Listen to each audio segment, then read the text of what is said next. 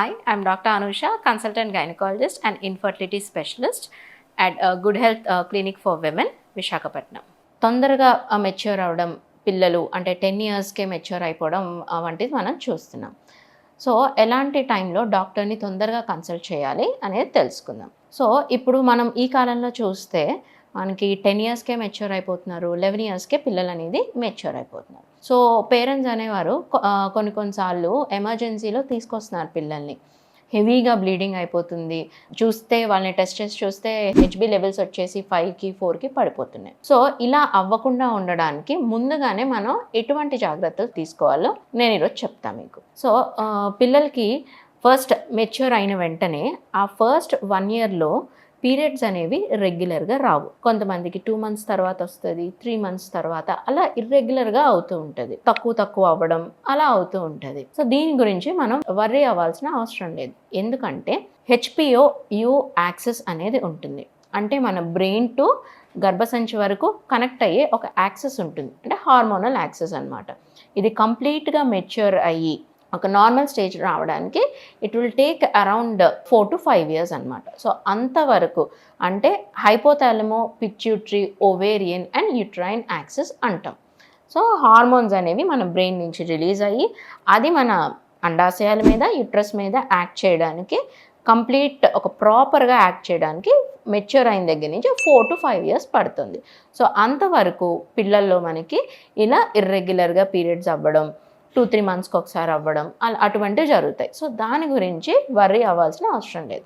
కానీ కొంతమంది పేరెంట్స్ తెలియక ఏం చేస్తున్నారు అని అంటే 3 months వరకు పీరియడ్స్ రాలేదు కదా, 3 months తర్వాత పీరియడ్ వచ్చి పాప హెవీగా బ్లీడింగ్ అవుతున్నా, అంటే హెవీగా అంటే ఒక 5 days బ్లీడింగ్ అవుతుంది, ఒక్క రోజులో 5 pads చేంజ్ చేయాల్సి వస్తుంది, క్లాత్స్ అవి క్లాత్స్ అంటే గడ్డగడ్డల్లాగా రక్తం పడుతుంది, నైట్ టైం కూడా లేచి ప్యాడ్ చేంజ్ చేయాల్సి వస్తుంది అని అన్నప్పుడు వెంటనే పాపని పేరెంట్స్ హాస్పిటల్కి తీసుకురావాలి. కానీ కొంతమంది పేరెంట్స్కి అది అంటే 3 months అవ్వలేదు కదా, ఉన్న చెడు రక్తం అంతా ఇప్పుడు బయటకు వచ్చేస్తుంది అని అనుకొని నెగ్లెక్ట్ చేస్తారు. దీనివల్ల ఏమవుతుందంటే పాప కంప్లీట్ బ్లడ్ లాస్ అనేది అయిపోయి రక్తహీనత వచ్చేస్తుంది. అంటే బ్లడ్ అనేది 5 pointsకి 4 pointsకి అనేది పడిపోతుంది. ఇది చాలా డేంజరస్.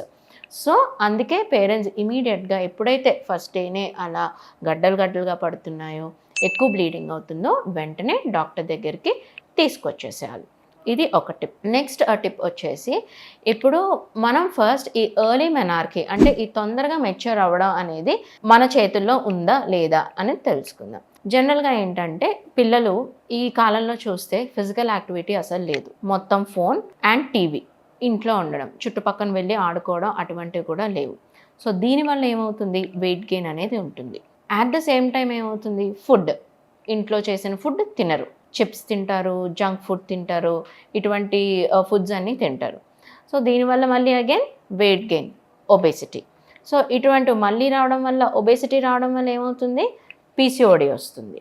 సో పీసీఓడి వల్ల వచ్చినప్పుడు ఏమవుతుంది అయితే పీరియడ్స్ అనేవి రెగ్యులర్ అయిపోతాయి, ఫేస్ మీద ఫేషియల్ హెయిర్ అనేది వచ్చేస్తుంది, తొందరగా మెచ్యూర్ అవ్వడం ఇలాంటివన్నీ జరుగుతున్నాయి.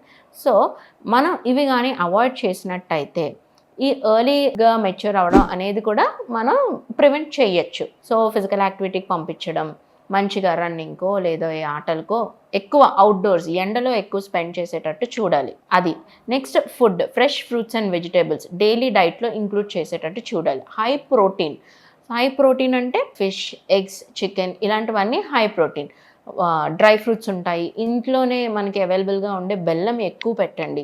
సో దానివల్ల అయర్న్ అనేది ఎక్కువగా వస్తుంది. సో ఇటువంటి హెల్దీ టిప్స్ ఇవన్నీ ఫాలో అవుతూ ఉన్నప్పుడు ఏమవుతుంది అంటే హెల్దీ లైఫ్ స్టైల్ మెయింటైన్ చేసినప్పుడు కరెక్ట్గా బాడీలో హార్మోన్స్ అనేవి కూడా కరెక్ట్గా వర్క్ చేసి కరెక్ట్గా బ్యాలెన్స్లో ఉండి సో అరౌండ్ 13 years 14 years అనే కరెక్ట్ టైంకి మెచ్యూర్ అవ్వడం, ఫస్ట్ పీరియడ్ రావడం అనేది జరుగుతుంది. Thank you.